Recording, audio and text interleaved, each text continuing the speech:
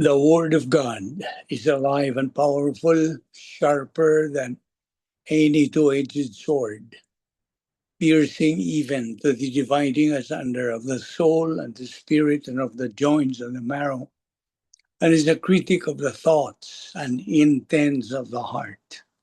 All Scripture is God-breathed and is profitable for doctrine, for reproof, for correction, for instruction in righteousness, that the man of God might be mature, thoroughly furnished unto all good works. The entrance of thy words giveth light, it giveth understanding to the simple. Every word of God is pure. He is a shield unto them that put their trust in him. Christ died for our sins according to the Scriptures, and that he was buried, and that he rose again the third day according to the Scriptures.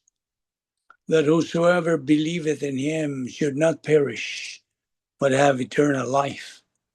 For God so loved the world that he gave his only begotten Son, that whosoever believeth in him should not perish, but have everlasting life. For God sent not his Son into the world to condemn the world, but that the world through him might be saved. He that believeth on him is not condemned, but he that believeth not is condemned already, because he hath not believed in the name of the only begotten Son of God. He that believeth on the Son hath everlasting life, and he that believeth not the Son shall not see life, but the wrath of God abideth on him. So is my word that goes out from my mouth. It will not return to me empty, but will accomplish what I desire and achieve the purpose for which I sent it. Sa dili pa kita magapadayon sa atong pagsugod sa atong pagtuon pulong sa Dios niining hapuna, we welcome everyone. And so in order that we can be in the same frequency, we have to use the rebound technique as a procedure. Before studying God's Word, we have to be filled by God, the Holy Spirit, and be back into fellowship with God. And you know the process. Therefore, let us pray silently. Let us pray.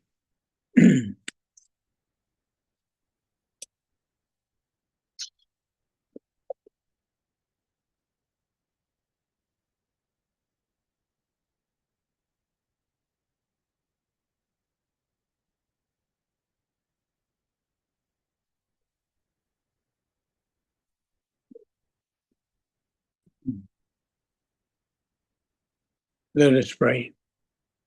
We consider it the privilege, Heavenly Father, to have this opportunity of fellowshipping with Thee in the Word. We pray that God, the Holy Spirit, will take a portion of what we are going to study today and make it a source of blessing and challenge, as well as contributing to our acceleration to the high ground of maturity. We know, Father, that without this, we have no real purpose to remain in this life unless we attain that stage of spiritual maturity, since we have been given the logistical support of grace on which to do so. And therefore, may we fulfill, Father, that objective as we persist in our assimilation of your word. All this we ask in Christ's name. Amen. 7 things that every believer must remember every day. That God is our Heavenly Father. The Lord Jesus Christ is our only Savior. Heaven is our eternal home.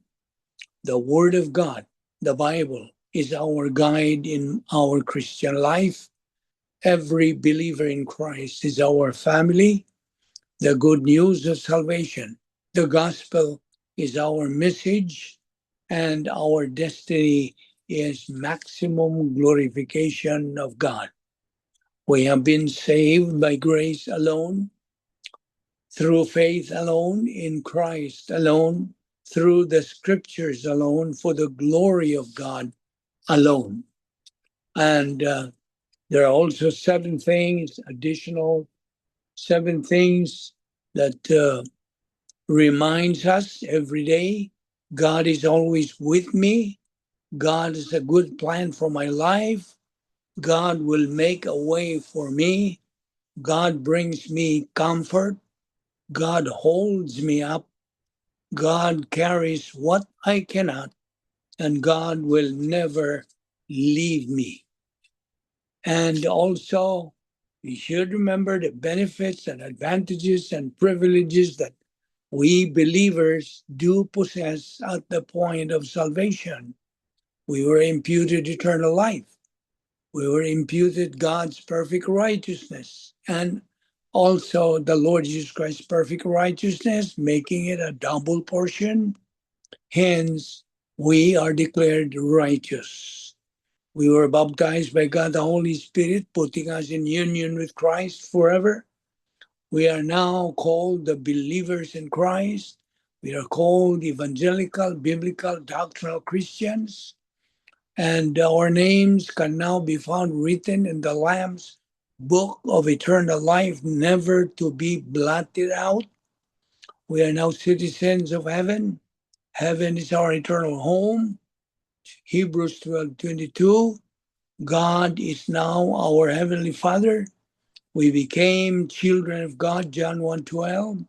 We were entered into the protocol plan of God at that moment of salvation, and we are now justified, no longer condemned, no longer judged. We became the church, ecclesia in Greek, which means the called out ones. And as church, we belong to the mystical body of Christ here on earth. And once this body becomes complete, then God is going to rapture it, harpazoed, in the twinkling of an eye. 1 Corinthians 15:52.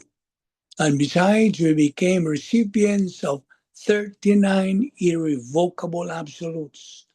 We were sealed by God the Holy Spirit. We are called saints. We are now forgiven and cleansed of the unpardonable sin. Okay, now today I'm giving you another words to live by. Are you ready to write it down? Today's words to live by. Well, I'm giving you enough time to get ready with your notebook or sheet of paper, whatever, to write on. So, mo kini ang atong words to live by karong adlaw. Our mind, not feelings, should be controlling our life if we want to become winner believers. Repeat. Our mind, not feelings, should be controlling our life if we want to become winner believers. Okay? Now, yesterday we left the discussion on volition. Dini kita muhunong yesterday o ato ibadayon kini. Aron maklaro gyud nimo, all members of the human race, tanan nga tao, ihatagan sa Dios og kabubuton. Volition, kabubutos Bisaya. Okay? Unsa man gyud ang volition? We have already defined na it is God-given ability. Ihatagan ta og kagawasan sa pagpili. Ability to choose. The capacity of your soul to decide for or against God, against the truth, and obedience. Okay? kini usa sa labing mahinungdanon o labing balaan, one of the most sacred parts of our soul. Okay? O kini ang Yahweh, key part of being made in the image of God. Genesis 1:26-27. So in essence, okay, ang Diyos nagahatag sa matag tao, every person, free will. And with it, okay, uban niya na, mao ang tulubagon, responsibility to choose his plan or reject it. Mahimo gud, imo ka ng dawaton, mahimong imong isalikway. You are totally free. But remember, lagi katong prinsipyo nga, remember, you're totally free, although na ay responsibility behind it. With it, mukoyo gina. They are not divorced from each other. Ang imong free will o ang responsibility go together. Okay? That means, ikaw o ikaw gyud lamang ang manubang, answerable, responsible sa imong desisyon nga himuon. Now, lahat sa mga versikulo Deuteronomy 30:19, I have set before your life I have set before you life and death, blessing and curse. Therefore, choose life, and you and your offspring may live. Then Joshua 24:15, choose for yourselves this day whom you will serve. So mga yung mga prinsipyo, mga versikulo that is supporting this. Now, kaning mga versikulo nga kung gihatag nimo, nagpakita nga samtang ang Dios labaw nga makagagahom, He honors human volition. Nagatahon siya sa atong kabubuton. Every blessing or consequence flows from the choices we make toward or away from His Word. You see? Kita nimo unsa ka dako nga kagawasan nga gihatag sa Dios kanato. Now, ang volition o kabubuton neutral. Why gidepigan kini neutral kini? It's your freedom to decide. Na kay kagawasan sa paghimo og desisyon. What matters is how you use it. Mao kana ang importante. Yun sa nimo paggamit kana. Now, ang matag pagsulay sa kinabuhi, pagsulay kini sa atong kabubuton. You see? This is a test of volition. Will you choose divine viewpoint, the truth, kamatuoran, or human viewpoint? Sa ito pa, appeal na ng human viewpoint, human emotion, pride, fear. You see? So na kay kagawasan sa pagpili niini. Now, ang espirituhanong pagtubo, nag-aagad kini on your consistent positive volition ngadto sa doktrina. 2 Peter 3:18, ang siyang isulti. But grow in grace and in the knowledge of our Lord and Savior Jesus Christ. Ang negatibo nga kabubuton, sa buto-sabot sa negatibong kabubuton, sa likway, okay, mo dumili. Negative volition, unsa may sangkuan nini, spiritual decline. Kay naamang kay pagka mapahitason, na kay self-reliance, pagsalig lang yun sa imong kauglingon, rejection of truth. Imong gisalikway ang kamatuoran, Romans 1:21-25. So, naay pagpanton sa Dios kanimo. Divine discipline or blessing often flows directly. Okay? Often flows directly from how volition is exercised. Yun sa nimo paggamit ang imong kabuuton. So, Ang atong paggamit niini sa matag gutlo. Every moment of our life, we use our volition. Gani karong hapon may gamit kasi imong kabubuton. Muanhi ka ba mo? Salmot ka ba? Are you joining our Zoom Bible study today or not? You see? Nagtimbang-timbang ang imong kabubuton. Here's how to live out the doctrine of volition daily. Choose to think before reacting. Gamitan ko ang imong nauna-una.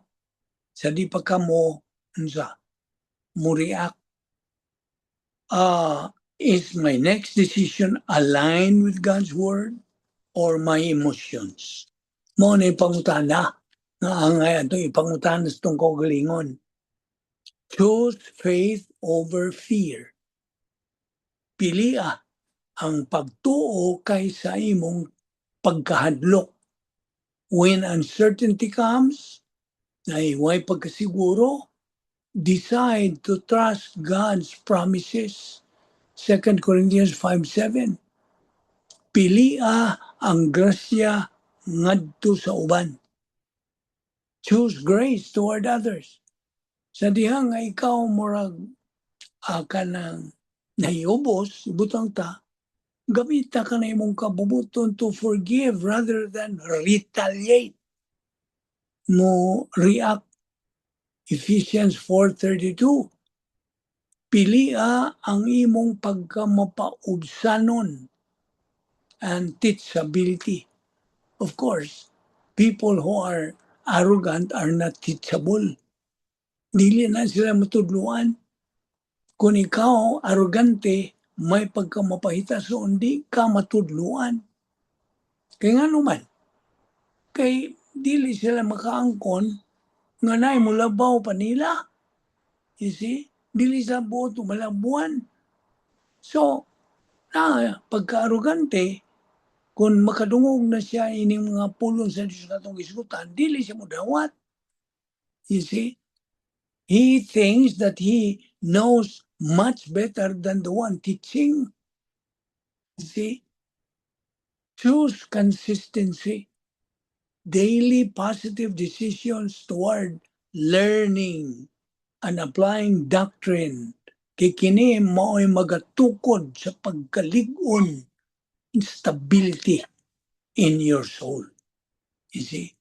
Kini ba nga itong gisgutan karon? Mao ni mga proseso, mga butang nga imo kining gitukod, gitukod nimo kini aron sa paglig-on yan imong kalam. See? The doctrine of volition reminds us nga ang kinabuhi is a series of choices. Series. Continuous na. Besang unsa pa imong buhaton nining kalibutan na. Mugamit nyo kanini mong kabubuton. Ug matag usa. Each one revealing whether we are aligned with God's truth or our own ways. You see? So diha na musod na po ang discerning power nimo. Makaalinggat ka na, uy, lain naman din ako diyang gituuhan, akong dapigan. You see? You can discern immediately because God has given you that virtue. And that's why kanang maong virtue will only function properly according to God's will kung magpadayon ka sa imong pagtuon, pagkaton, pagtuo, o paggamit sa pulong sa Dios sa imong adlaw-adlaw nga pagkinabuhi. You see, every moment na kay kagawasan to trust instead of worry. Basta, na kay kagawasan, you have the freedom to trust or to worry. Pili. Unsa pa? You have the freedom to love instead of hate. Kita niyo? You have the freedom to forgive instead of blaming. Imong basulon. What else? You have the freedom to learn instead of resisting. What else? You have the freedom to obey instead of arguing. Kita nimo? Naatay kapilian. Ang Diyos mo'y naghatag nato niining kapilian. So ang volition, a daily choice to follow God. Okay? Na key verse nini diyan sa Deuteronomy, the Old Testament, Kapitulo 30, versikulo 19, nagkanayon kini. I have set before you life and death, blessing and curse. Therefore, choose life, that you and your offspring may live. So, balita. Kining atong gisgutan na volition. Of course, this applies to both believers and unbelievers. Why exempted niini? Kitang tanan na ay kabubuton. This is God-given, hinatag sa Dios. O unsa katutong kabubuton? Kagawasan kini og responsibilidad sa pagpili. See, one of God's greatest gifts to every person. Gift. Kini ba nga itong kagawasan sa pagpili? Grasya o gasa kini sa Dios. Kini gahong kini sa paghimog desisyon nga niya sa atong kalag. O kini naga-reflect, kanang, I don't know, sabi siya, reflect, mo siblak ba? Will reflect the image of God. Na nasa Genesis 1:26-27. So ang matag una nato, matag kanang attitude o ang action nagasugod ni with a decision of the will. Sundag yun maayo ha, ano di ka mawas passing. Every thought, attitude, and action begins with a decision of the will. So pinaagi ning kabubuto na to, mupili ta sa pagsalig o pagkanang duha, okay? Sa pagtuman o sa pag-resist, sa paghigugma, or sa kanang kasuko o pagdumot, walk by faith or live by sight. So mo ning kapilian nato. But God's design for volition, paminaw, God never forces obedience or love. Dili. Di yun mo pugos ang Diyos. He does not force obedience or love. He invites it. See? Kanang dapit lang siya. He allows every person to make real decisions and to live with the blessings or consequences that follow. Now may musunod yan. Now may consequence. In every action, there is always a consequent reaction. That is a kanang common principle. In Joshua 24:15, it says, choose for yourselves this day whom you will serve. Pili.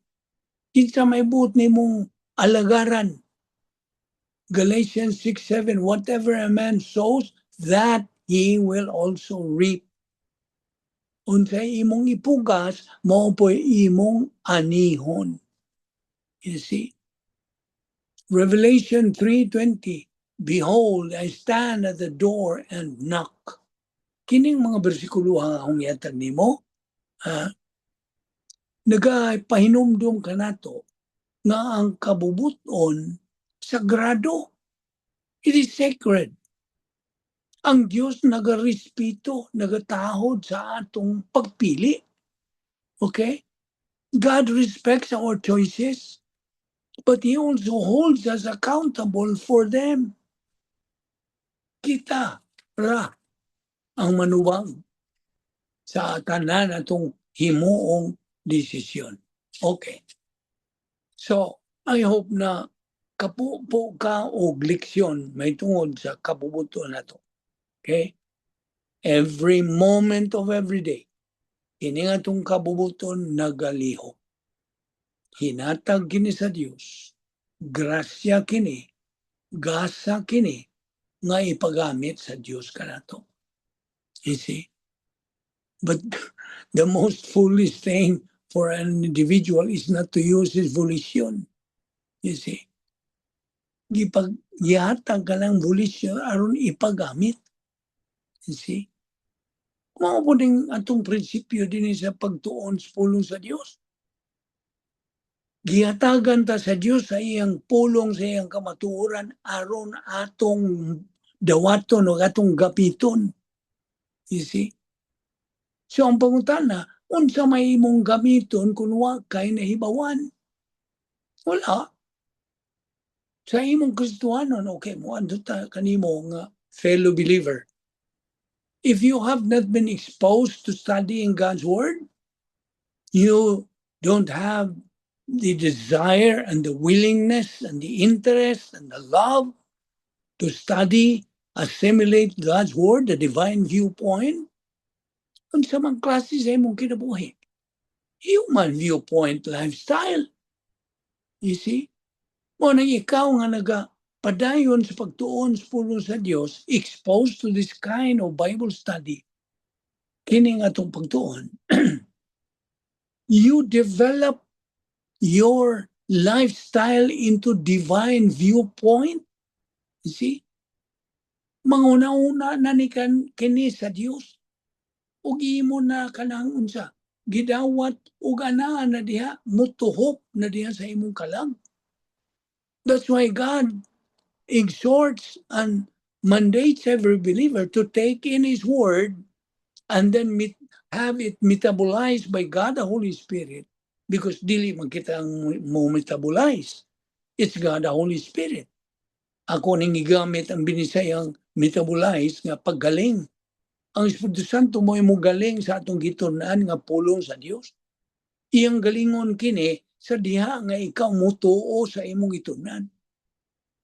Understand? Dili siya makametabolize, dili siya makagaling sa iyang pulong sa Dios kung dili nimo dawaton, dili ka mutuo. You see? Mahimo go the whole day magtuon ka sa pulong sa Dios pero wa ka mutuo. Studying God's Word is one thing, but believing in what you have been studying is another thing. Sabot? So, timan na. Why pause kaning imong pagtuon sa pulong sa Dios kung dili nimo dawaton, dili nimo unsa hangpon o tuuhan? Because that is the key. What's the use of studying God's Word without believing it? Just a waste of time. And this is the preparation time, not all. Every time we can assemble ourselves to study God's Word, we are worshiping God. Kung magtuon ta siyang pulong, kita nagasimba kaniya. You see? Dili man imo mabuwag ang written word o ang living word. They are one and the same. If you love the Lord Jesus Christ, love His word. Useless the one without the other. You see? Mona, ang punto akong gidaan mo. Okay, magtut kanimo nga magtotoo. Okay? What is the most important relationship of all? Unsa man gyoy kina maynungdanon nga relasyon sa tanan. What is the most important relationship of all? Now, from a biblical and doctrinal standpoint, the most important relationship of all, far more important than any human relationship, is your relationship with God through the Lord Jesus Christ. Mauna, why makatupong niya na nga relasyon atong pakigsandurot? Okay? Kanang pakigambitay, fellowship, it's your relationship with God. So ikaw kay magtutuo ka man, you are related to God. through the Lord Jesus Christ. Okay, you accepted salvation. You have been imputed eternal life. You have been imputed God's perfect righteousness. So you are saved. And so you are related to the Lord Jesus Christ. And that relationship is forever because of the baptism of the Holy Spirit. Nga naitabo niya itong imong pagdawat kang Ginoong Kristo nga imong manluluwas, ikaw kanang punit sa Espiritu Santo, so to speak, gipunit ka sa Espiritu Santo, gibutang ka, gidugtong ka kang Ginoong Kristo hangtod na nasa kanturan. Wa na'y makatangtang niya na. This is otherwise called your family relationship. You became a member of the royal family of God. Niyatog yung higayon nga imong gituuhan si Ginoong Kristo nga imong manluluwas. You became related to the Lord Jesus Christ forever. So, your relationship with God through our Lord Jesus Christ. Do you know why? Iba kapag ano? Because kining maong relasyon mao'y magadeterminar sa imong kaugmaon, sa imong destino, sa imong kanang say nga na ni dandangatan, your destiny. So pa, it will determine your purpose in life. It will determine your capacity for love, happiness, and blessing. What else? It determines your spiritual growth. Ay imong espirituanong pagtubo. Nagadeterminar kini sa kalig-on sa diha nga ikaw mag-atubang og pag-antos. Kay mo antos sa bata. In fact, that is God's will, that believers suffer. And there are two kinds of suffering, man. You remember? A review. Suffering for blessing and suffering for discipline. Kung ikaw magtotoo, you're out of line tungod kay nakarnal ka, tungod sa imong pagbuhat og sala, then out you go, out of fellowship. But ang imong permanent relationship, tuwa, intact na, permanent God. It is your fellowship that is temporary sa diha nga ikaw makasala, out you go of fellowship. So therefore, you're just like the prodigal son, out of the family, sa household, kung ikaw disiplinahon, aron ka mo balik. You see? Mao na suffering for discipline. Apan sa diha nga ikaw na ay alantuson unsay mga suffering diha nga wa ka makahimog sala, you are free from any personal sin, then kanang maong pag-antos is suffering for blessing. Sabot? I hope na klaro nimo na. Si Ginoong Jesucristo na kanayon, this is eternal life, that they may know you, the only true God, and Jesus Christ whom you have sent. John 17:3. Sabi nimo,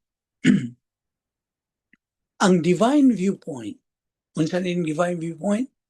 Una-una sa Dios. Okay? Mga kalaki, mga protocol, mga guidelines sa Dios. Okay? Divine viewpoint. Mao ni gi-develop na to, giugmad na to every time magtuon ta sa Dios, ana diha maugmad kining atong unsa divine viewpoint, lifestyle. You see? We are being shaped by the image of the Lord Jesus Christ. Himuon kang susama na ni Ginoong Kristo. Just imagine that. This is the process, sanctification and justification. So divine viewpoint always puts the spiritual relationship above all human relationships. Apil na niining imong banay, imong family, marriage, friends, and even national ties. You see? Ayaw na kalimti. Ngang imong relasyon sa Diyos is the most important relationship of all. Nakaron, balik ta sa paghisgot o maayong balita nga na kanimo nga dili magtotoo. This is for you, my friend, unbeliever. Ang libro ni Marcos, Kapitulo 16, versikulo 5 na ganayon. He said to them, kinsa maning he, our Lord Jesus Christ, he said to them, go into the world, into all the world, and preach the gospel to all creation. Go into all the world and preach the gospel to all creation. Preach the gospel to all creation. Isangyaw ang mayong balita ngadto sa tanang kabuhatan, all creation. Now, ang pagsangyaw sa mayong balita sa kaluwasan, kini pag-alagad sa Dios. Naibaw ko ha? This is serving the Lord. And serving the Lord is never a waste of time. Never. Why? Because no time is ever wasted when you give it to God. I hope you write that down in your notes. To serve God is a huge privilege. Huge. Labihang kadako nga kanang pribilehiyo. You see?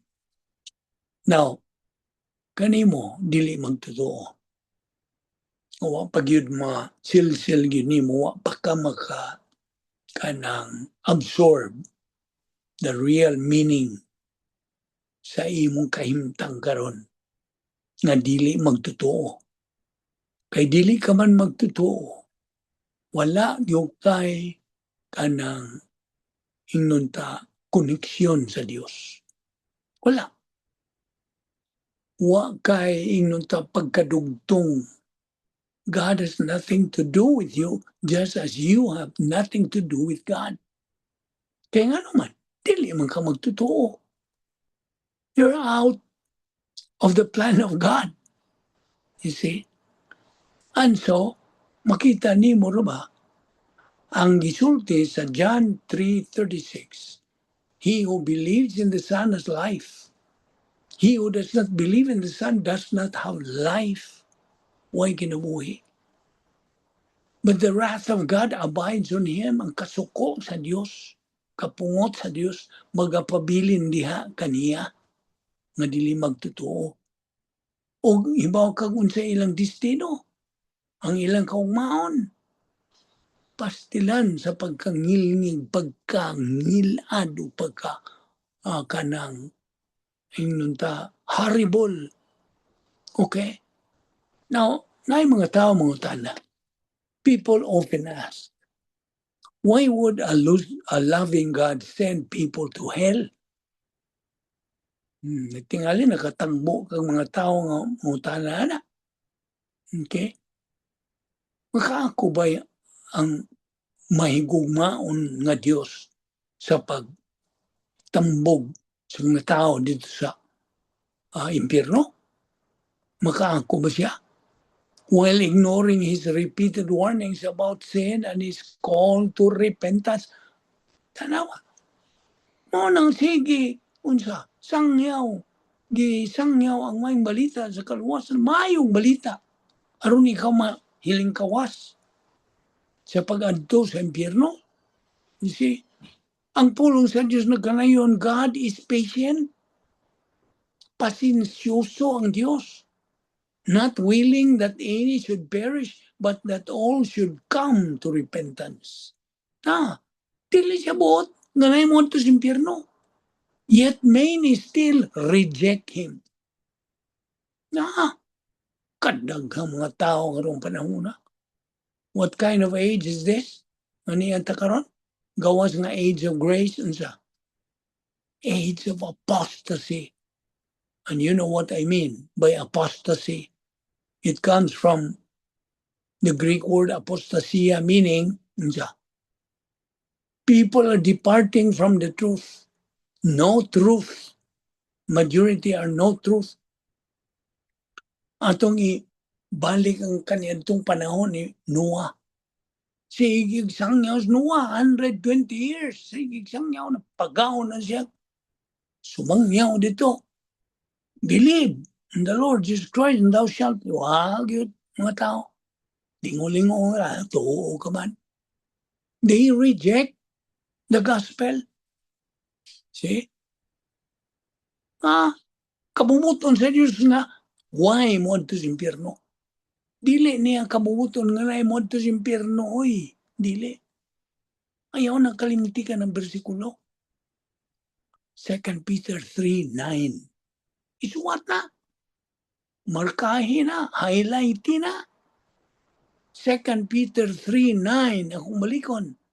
God is not willing that any should perish, but that all should come to repentance. And yet, many still reject. Ang Diyos padala sa iyang bugtong anak, just imagine, to suffer, to bleed, to die, aron ang tao could be saved. This is the depth of His love. Sa kalawmag yun ang gugma sa Diyos. John 3:16. That's magsulti. I hope na memorize na nimo. God so loved the world. Kanagong God so loved, God in this manner, ang sabot na lang sa original. God in this manner loved the world that He sent His only begotten Son to suffer, to bleed, to die, so humanity could be saved. That's the depth of His love. And rejecting Christ means rejecting the only remedy for sin. Kung imong isalikway, kining mayong balita sa kalawasan, imong gisalikway ang bugtong paagi sa pagsulbad sa sala. Kautangan man ta. Mga utangan tag sa Dios sa atong mga sala. Labihang pagka makasasala na to. See? I repeat, ang imong pagsalikway kang Kristo kini nagpasabot nga imong gisalikway ang bugtong paagi sa pagsulbad sa sala. Salvation is freely offered. Freely. Uy bayan. Grasya. Gasa guna. But God does not force anyone to receive it. Kita nimo? Dili na sa Diyos kung mamugos siya. Dili na mo'y batasan sa Diyos, oy. Dili na usa sa iyang kinaiya nga mamugos siya. Igo lang siyang muunsa, mutanyan. He is just offering. Offering His gift. Tagaan ka na kung gasa. Mudawat ka ba? O musalikway? You have the freedom. I have given you that freedom. Paminaw. Do not reject the only Savior and then blame God for the consequences. Grabe.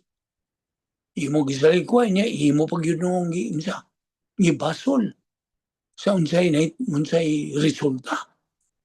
Just imagine that. Ang eternidad, God, is influenced by the choices people make in this life. So, pag inulsol, repent.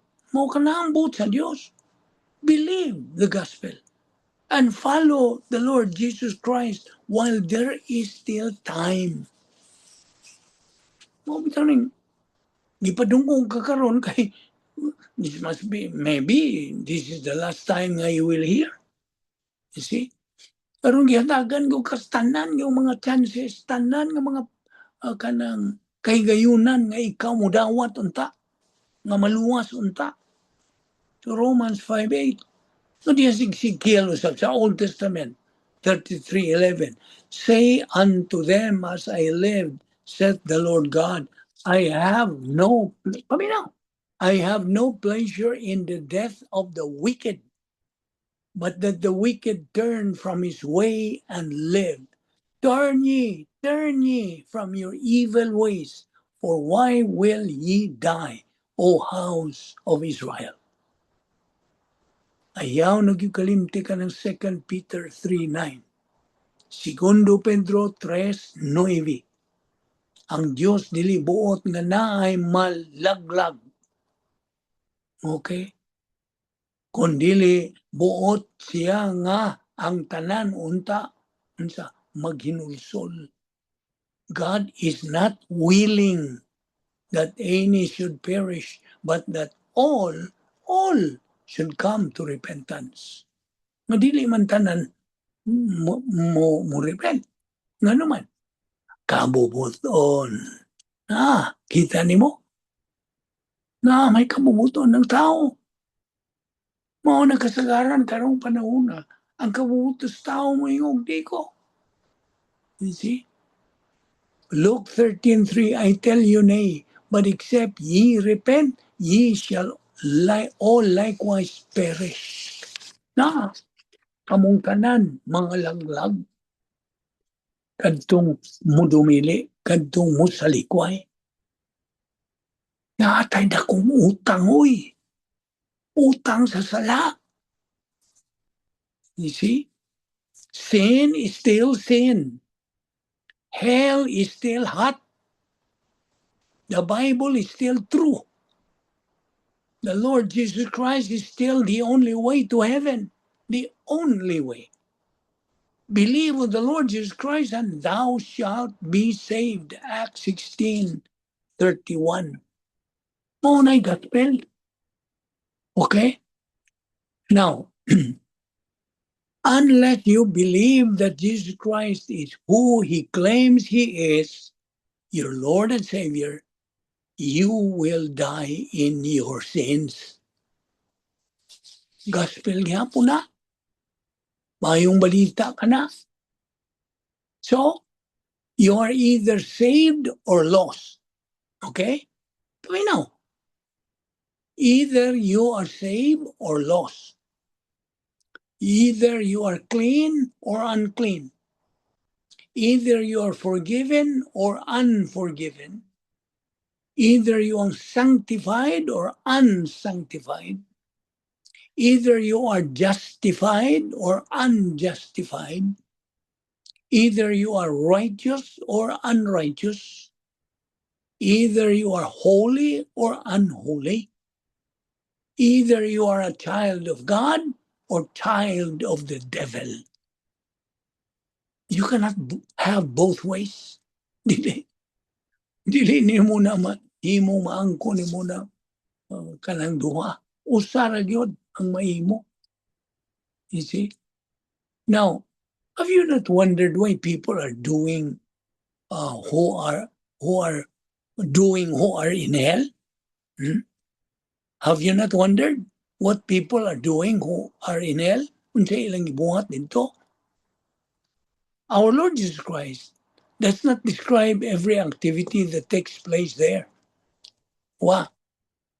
But he does describe two responses of humans who have been consigned there, where he says in that place, there will be weeping and gnashing of teeth. Naay paghilak, kanang ago, paghilak, ug naay pagkagot sa mga ngipon. Some people, when they wake up in hell, will be devastated. And they would find enough water in their eyes to satisfy their need to weep. You see? They will be sobbing.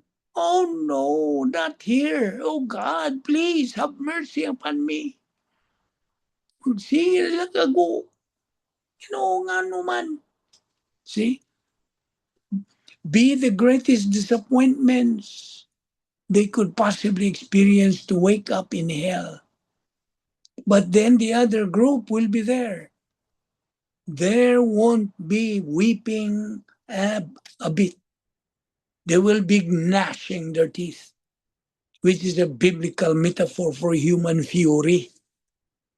Kana bang madukdukan imong kamot? Okay? O kanang nagkuhan kita kag kining hammer. Okay? Sige kag dukdok niya, dukdohan, yung duklukan na yung usa sa imong kanang finger. Okay. So, dahil ka, di ba? That is gnashing of teeth. Kagot. Kay, nasakitan ka man. Apan din to sa impyerno. The lake of fire. Grabe ang pagkasalya. Hangtod sa kanturan. Okay? How dare you, God? Dayo na sila kanang basol sa Diyos. How dare you, God, by putting me here? The anger of the damned will know no bounds. I sure don't want to end up in hell. One thing I know that if I do, if I've deceived myself all these years, and if I'm one who says, well, Lord, didn't I do this and didn't I do that? And he looks at me and said, please leave. I do not know you. And he sends me to hell.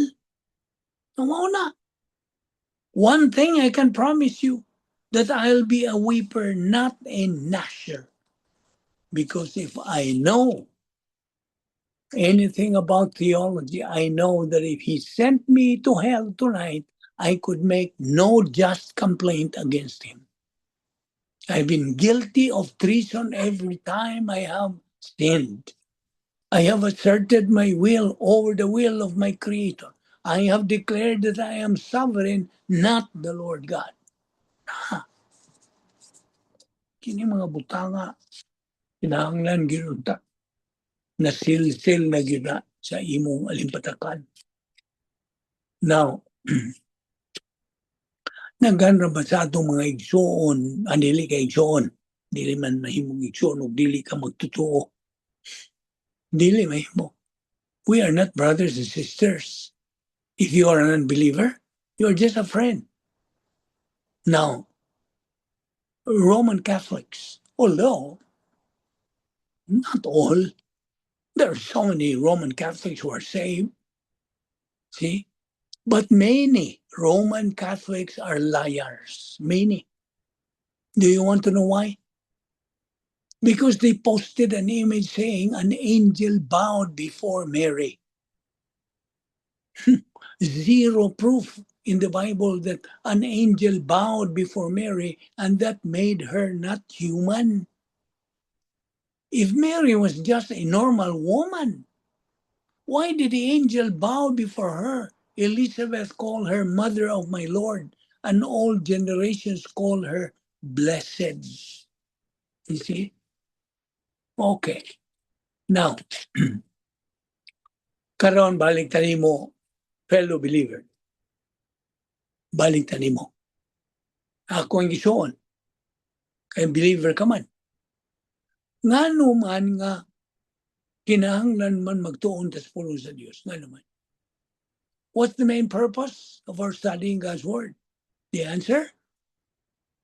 To make Christ real to our life. Gini main purpose. Nagtuon ta sa pulo sa Diyos aron mahimong klaro, tataw, tinaw. Si Ginoong Kristo o tinuod sa atong kinabuhi. You see?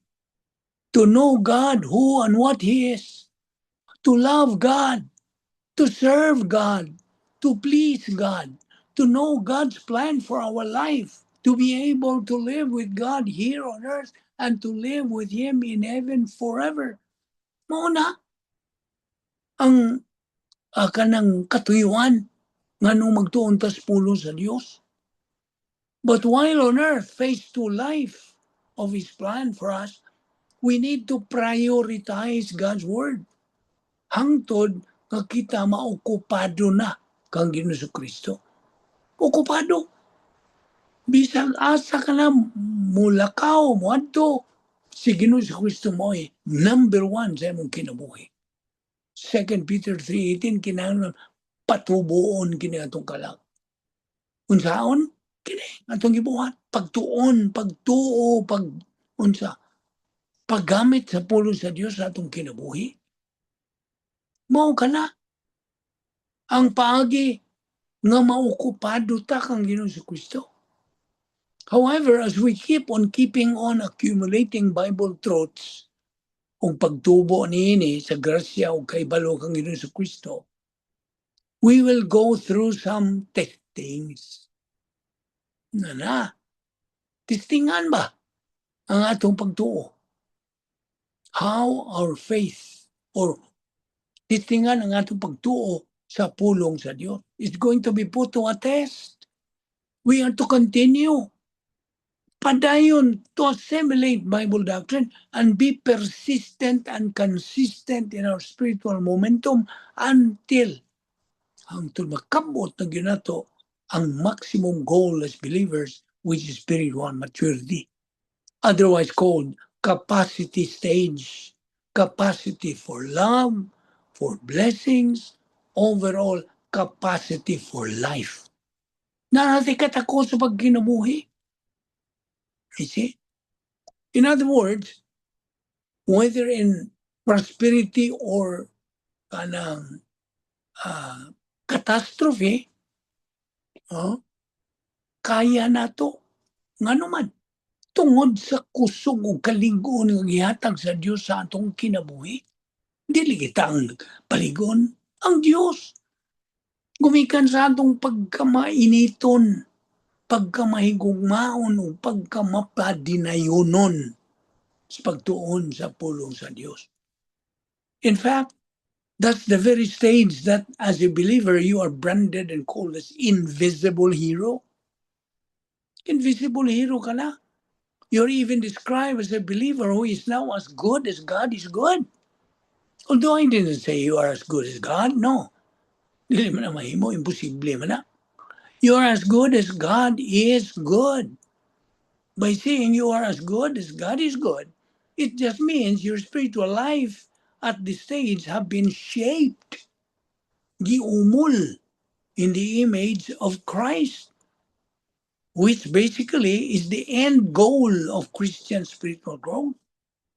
It further means as a believer, ang imong batasan, ang imong panghuna-huna, ang imong ang imong viewpoints, imong outlook, your actions start looking more like the Lord Jesus Christ.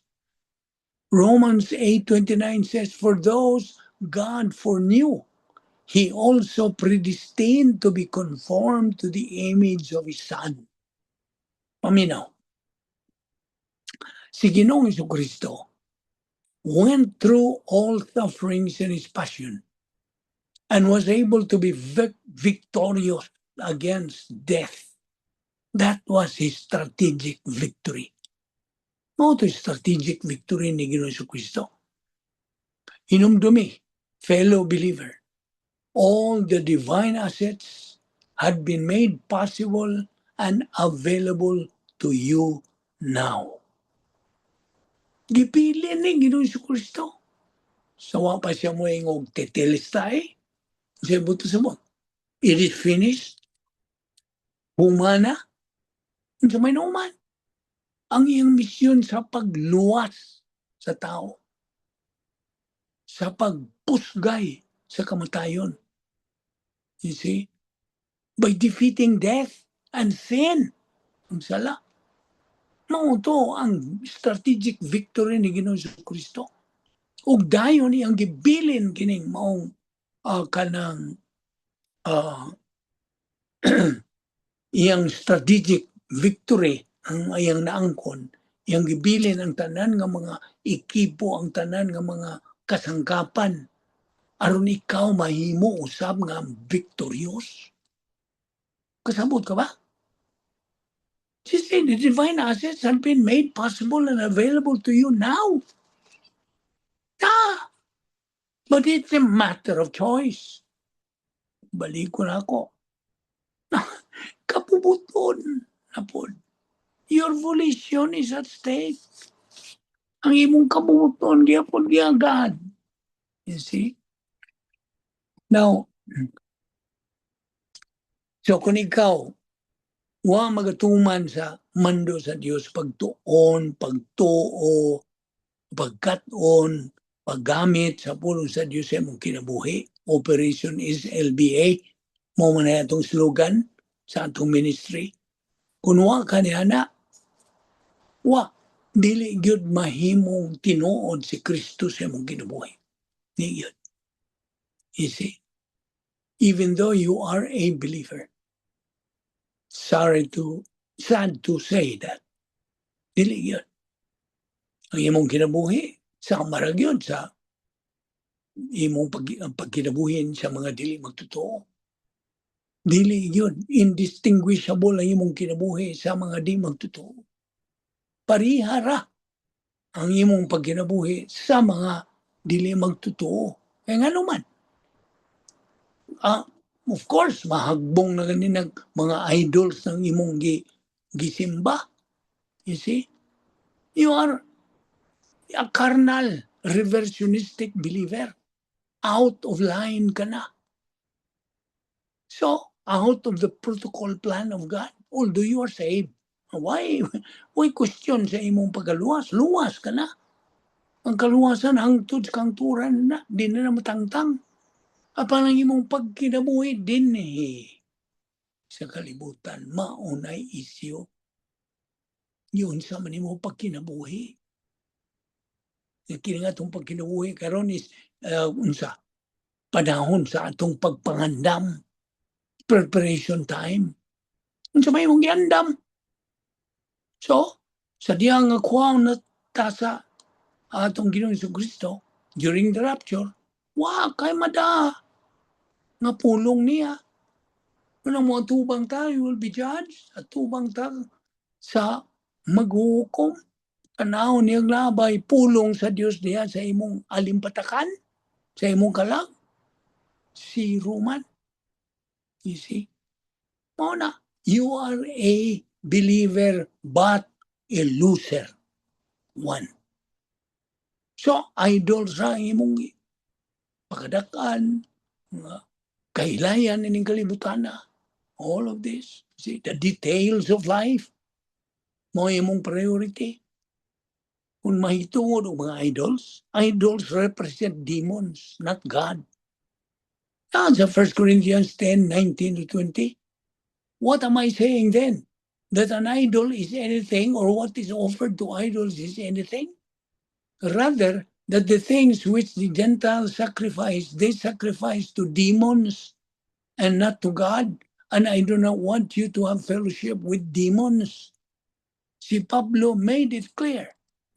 Apostle Paul made it clear that behind idol worship are demonic influences, false spiritual powers pretending to be divine.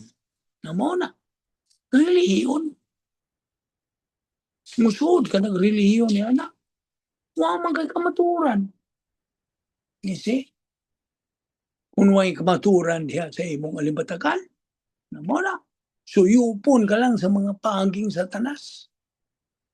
Now, di ba one day, the trumpet will sound and Amazon, Netflix, and Facebook will all fade away. Only the Lord Jesus Christ will matter. Don't trade eternal hope for eternal distractions. So stay watchful. Magmabinantayon ka. Stay faithful. Keep your lamp burning bright. It is so easy to get caught up in what feels important right now. The scrolling, the distractions, the things that fill our time but don't fill our souls. But one day, none of it will matter. Set your minds on things above, not earthly things. Colossians 3:2. Well, there's nothing wrong with enjoying life. But we cannot let temporary things take the place of eternal ones. Dili, mahimo. Time with God is not something we squeeze in. It is something we protect. Because when everything else fades, He is still the only one that matters. Sabot? So, moabot ang rapture. Huwag kahisgot kayo mitulog rapture. During the rapture, Jesus calls His church home. Kita ang church. He's going to call us. 1 Thessalonians 4:16, 17. Unsa may gisulti na? The Lord himself shall descend from heaven with a shout, with the voice of the archangel and the trumpet of God, and the dead in Christ shall rise first, and that we who are alive and remain shall be caught up together with them in the clouds to meet the Lord in the air, and so shall we ever be with the Lord. Mauna rapture, not the same as the second coming. Dili na sila parehas. Compare 1 Thessalonians 4:16-17 to Zechariah 14:4. Kung na kayo panahon, basahan na. The second coming, ang ikaduhang pagbalik ni Ginoong Jesucristo, Jesus returns to the earth as King. Ingon nga hari, Zechariah 14:4. Then, he establishes the 1,000 millennial reign on this earth. Siya na ang modumala ining kalibutan sud sa usa ka libo. Now, okay. Dinhi kita muhunong daghan pag-untatag pag-isgutan. Dinhi lang kita muhunong ug atong ipadayon kini sa sunod simana. We will meet you once again Monday. So, is there any question?